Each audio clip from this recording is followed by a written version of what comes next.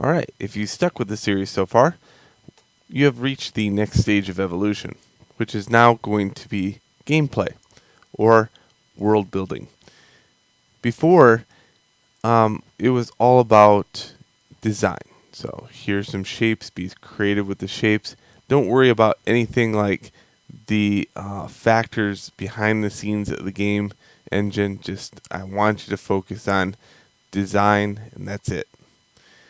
So now in world building, you have to kind of think of the how the clock works, what's the gears do, and all that other stuff. Uh, I like separating the two because in the perfect world, it's just like a drawing class. Okay, so in a drawing class, you first learn basic shapes.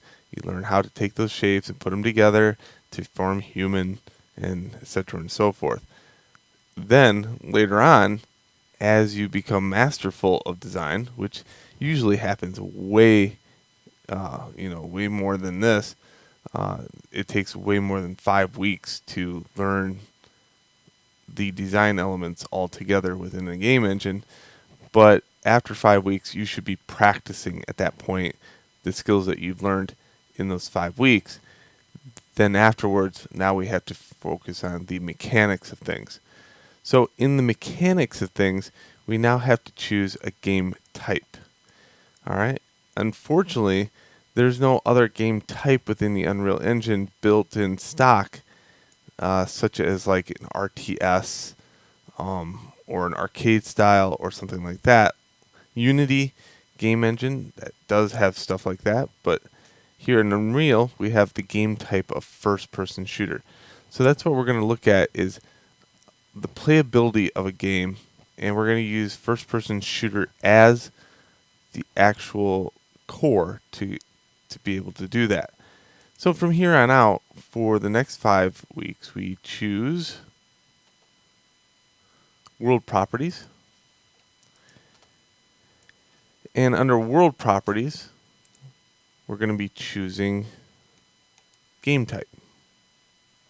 And under game type, this is where you would pick, like if there was an RTS or if there was some kind of top-down, it would be in here. Game types are a complex beast at that fall pretty far outside my understanding of them even. So we're going to be just using UT game. All right. So now we could think about things like how not only does the character jump, run, crouch, but we can also think about if the player can get stuck, can the character shoot, that type of deal. We can also think about bots and how bots interact with you.